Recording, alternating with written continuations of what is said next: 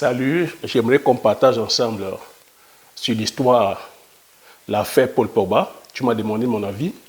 Je vais essayer de partager avec toi mon avis.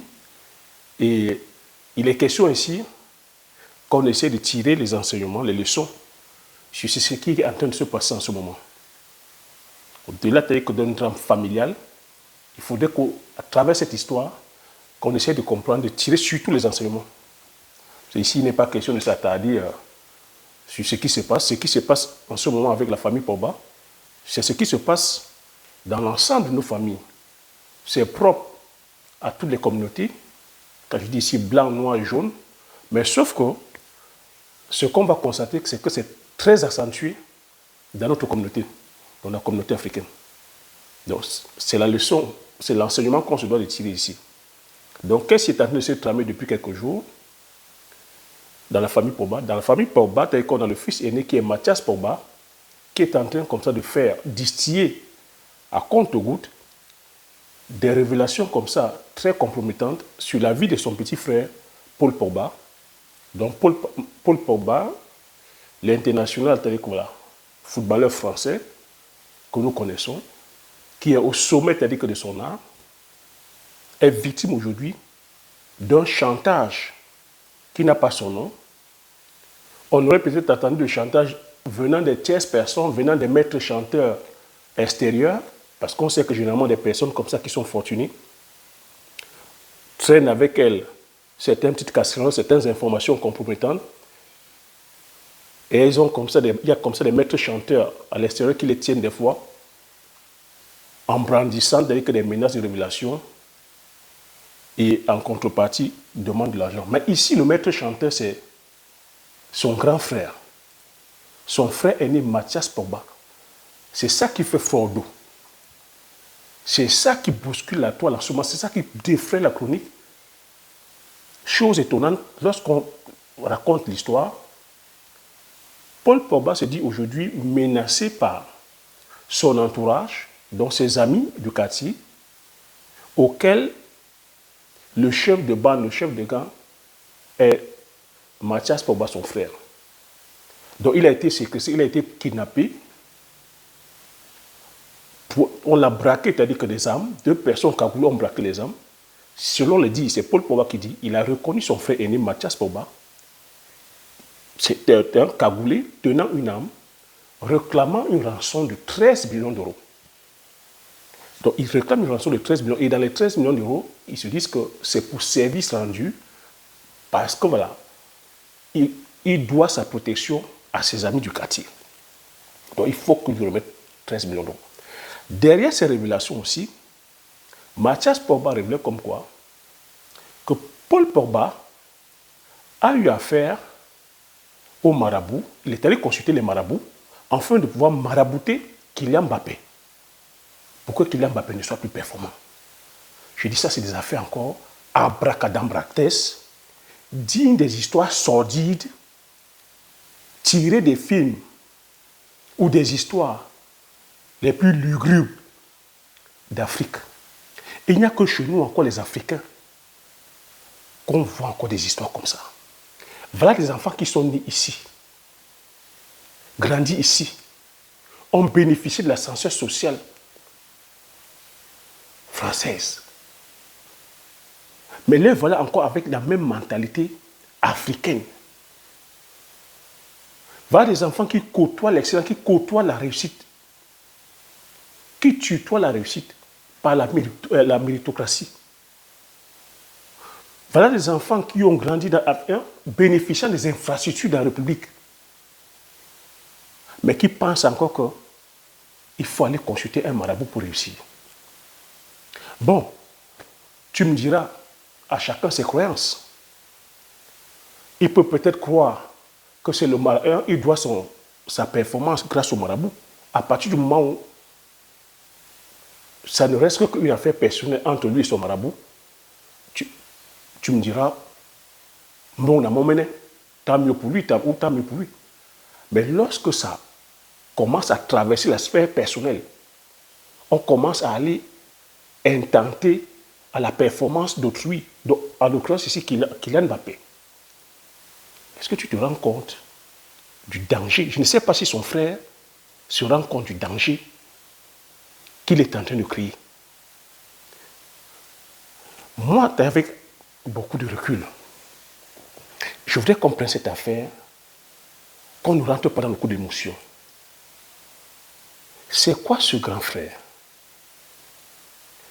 Même s'il y a en ce moment, il y a des animosités entre lui et son frère, est-ce qu'en tant que grand frère, c'est le comportement que le grand frère doit avoir? Ou en tant qu'humain, c'est le comportement qu'on doit avoir? Qu'est-ce qu'il veut créer? À la limite, qu'il détruise son frère, qu'il veut peut-être nuire son frère. Mais pourquoi aller aujourd'hui introduire une tierce personne? Et quand on dit Kylian Mbappé n'est pas n'importe qui. C'est une méga star. C'est le bijou, le joyau, tel que la France. Donc, quand il fait la chose, il sait aujourd'hui que lorsqu'il va aller inclure Kylian Mbappé dans le dossier, la France, les Français vont prendre l'affaire en main. C'est une affaire de tuer, mais alors là, détruire son frère plus que jamais. Mais qu'est-ce qui peut amener quelqu'un à détester son frère à ce point? Moi, c'est l'enseignement qu'on se doit de tirer. Qu'est-ce qui peut amener l'autre à jalouser son frère à ce point? J'ai fait des vidéos ici, on a fait des vidéos en long, en large, en travers. J'ai fait des vidéos sur la jalousie. La jalousie qu'on peut rencontrer, c'est-à-dire que voilà, dans les familles. La jalousie qu'on peut rencontrer dans la société, des amis, l'entourage. La jalousie même que vous-même, vous pouvez développer. Il ne faut pas se cacher derrière ça. La jalousie, c'est un sentiment qui est, un ressenti qui est naturel. Mais maintenant, c'est quelque chose qui se travaille. C'est quelque chose qui se travaille. Qu'est-ce qui a pu faire en sorte que son frère soit autant jaloux? Parce que quand on voit les images qui circulent, on les voit à chaque fois en train de faire des dabs, on les voit en train de danser, de chanter, on les voit toujours habillés en costume 3 pièces, on les voit prendre des jets privés, c'est-à-dire payés par Paul Pogba. On les voit toujours dans les beaux milieux. Moi, j'ai bossé dans ces milieux. Je vous dis à chaque fois que ne vous fiez pas à ce que vous voyez. Ne vous fiez pas aux images subliminales qu'on montre. Moi, ce que je suis en train de voir, l'attitude de Mathias Pogba, c'est quelqu'un qui est en souffrance. C'est quelqu'un, malgré le succès, malgré la réussite de son frère, il ne trouve pas sa place. Même si son frère l'arrose d'argent, on sait que Paul Pogba les a arrosés d'argent. Paul Pogba tout financé, c'est-à-dire que leur caprice. La leçon à tirer. Derrière ça, vous voyez donc comment la récompense de tout ce que Paul Pogba a fait, Paul Pogba a donné de l'argent, mais la récompense derrière c'est quoi? C'est l'ingratitude. La récompense c'est quoi? C'est qu'il n'a pas solutionné le mal-être qui est dans son frère. La leçon qu'il faut aussi voir là maintenant, c'est quoi? Je suis toujours en train de vous dire ici que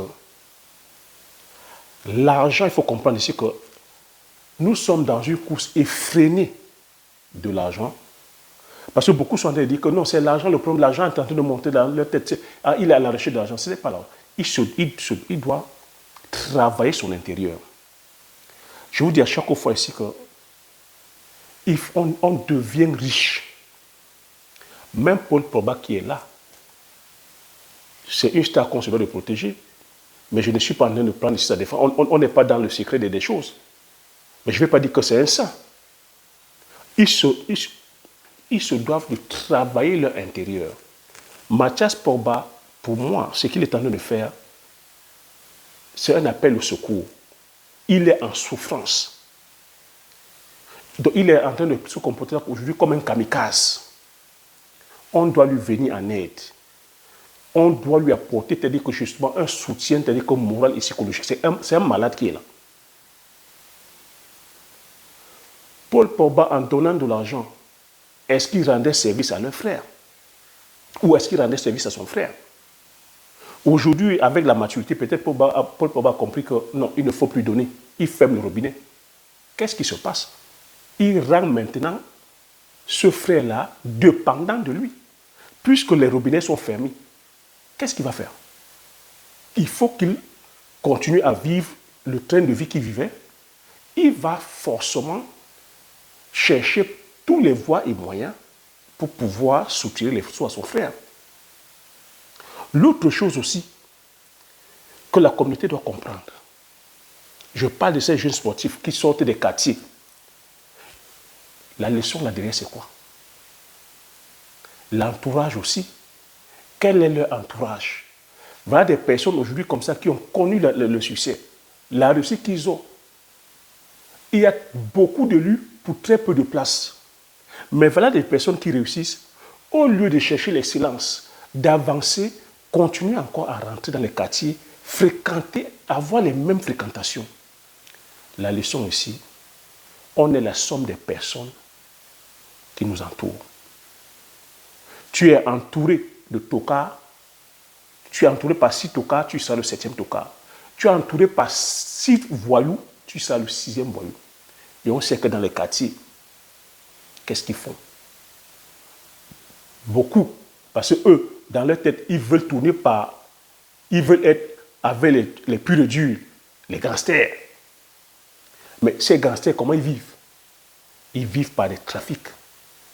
Quand quelqu'un est capable d'aller vendre un produit qui va détruire son semblable, tu penses que cette personne a encore une part d'humanité? Cette personne a encore une part de logique de raisonnement? Quand tu vas vendre un produit à un jeune comme toi qui va aller consommer, tu sais que c'est nocif pour sa santé, tu penses que cette personne-là a du raisonnement? Quand cette personne sait que son gâteau est en danger, vous voyez comment ils règlent leur compte, non?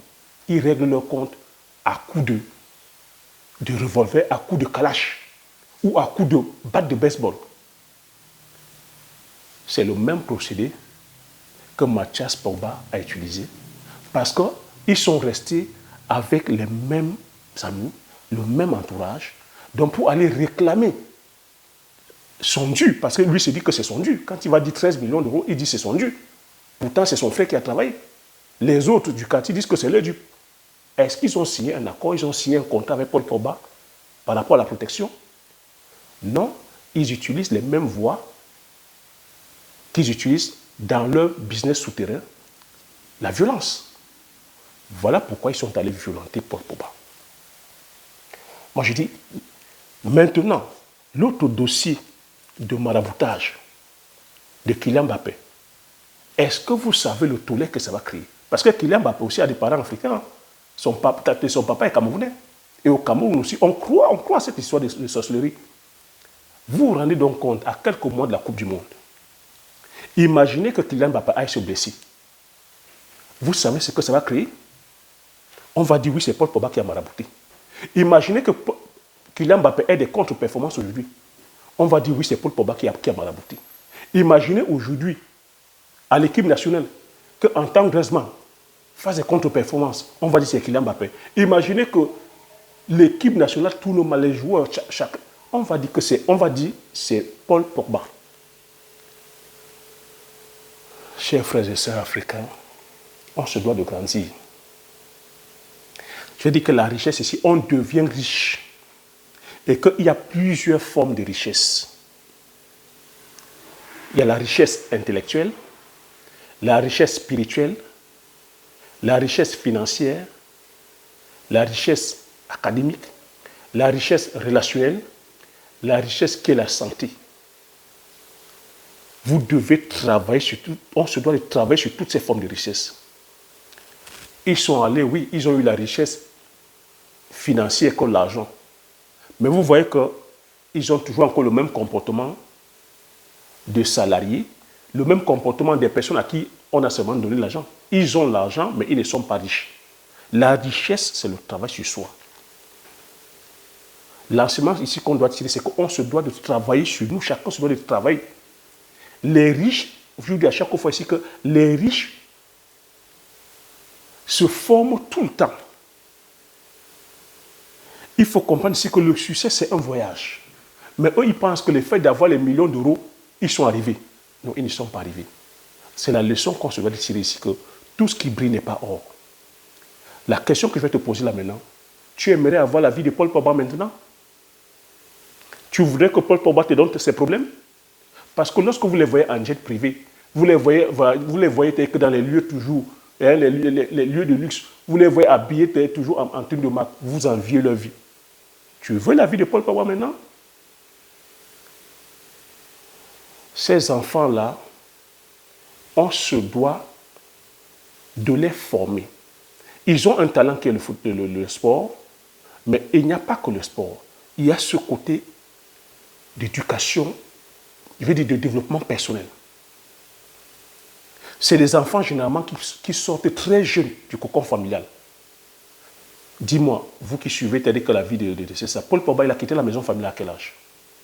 Tu verras que peut-être à 10 ans, 9 ans, il a quitté la maison familiale. Quelle est l'éducation qu'il a reçue? Quelles sont les valeurs qu'il a reçues? Il se trouve aussi que malheureusement, tel qu'il a perdu son papa, tel que très jeune. Vous voyez? C'est une question de valeur, d'éducation. Ce que vous ne voyez pas dans d'autres communautés, c'est les valeurs d'abord. On devient riche de l'intérieur avant d'être riche de l'extérieur. Ne courez pas vers la richesse matérielle, la richesse, je veux dire l'argent fiduciaire.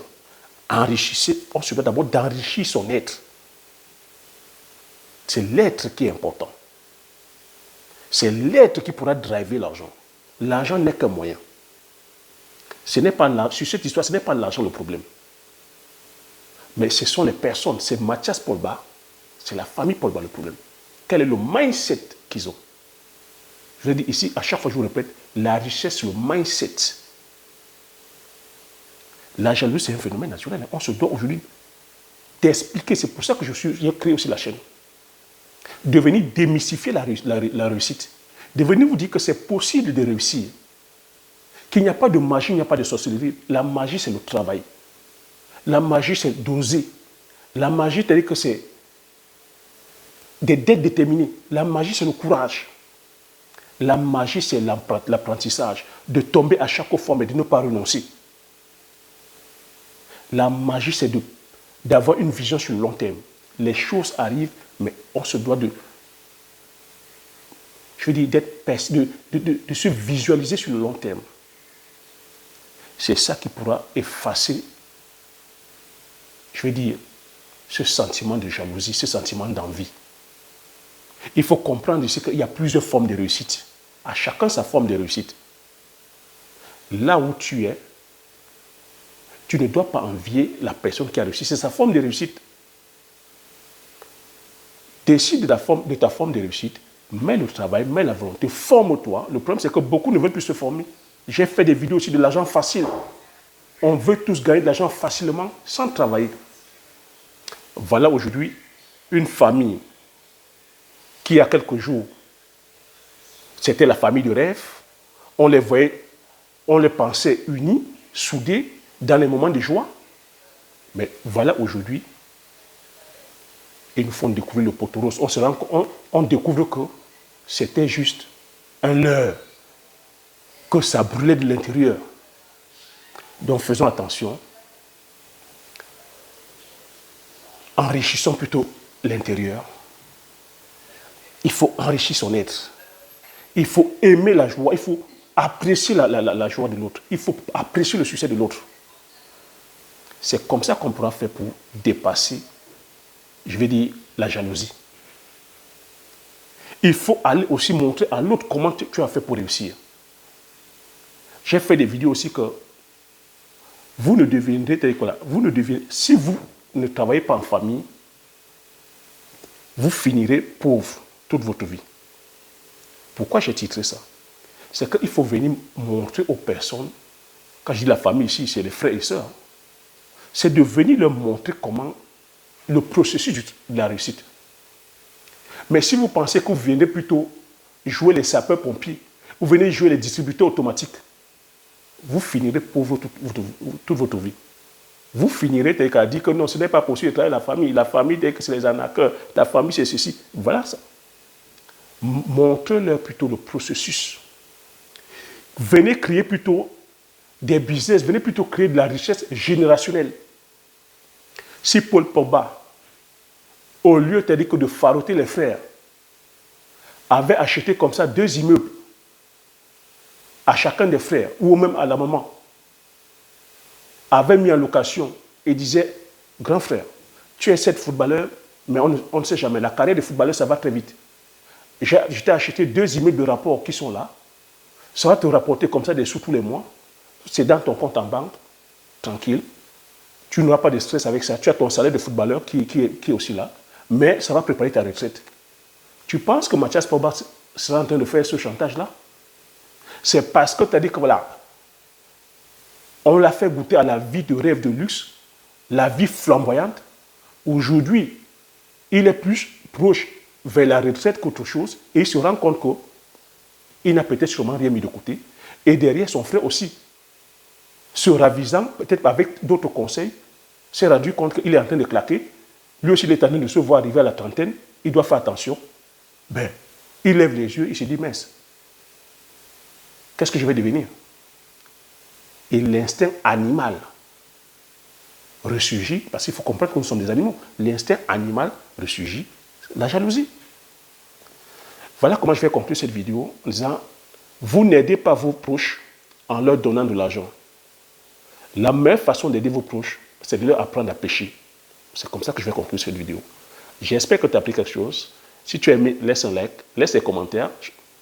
Partage massivement la vidéo autour de toi afin que tu sois comme ça plusieurs à bénéficier de ces conseils. Abonne-toi si tu n'es pas encore abonné afin de pouvoir faire grandir la communauté des visionnaires. Comme j'ai coutume à dire, l'information c'est la connaissance c'est la richesse. Une fois que tu as ces informations, tu appliques les stratégies et tu passes l'action massivement afin d'impacter ta vie et impacter la vie de tous ceux qui t'entourent. Sur ce, je te dis merci, aux prochaines vidéos. Ciao.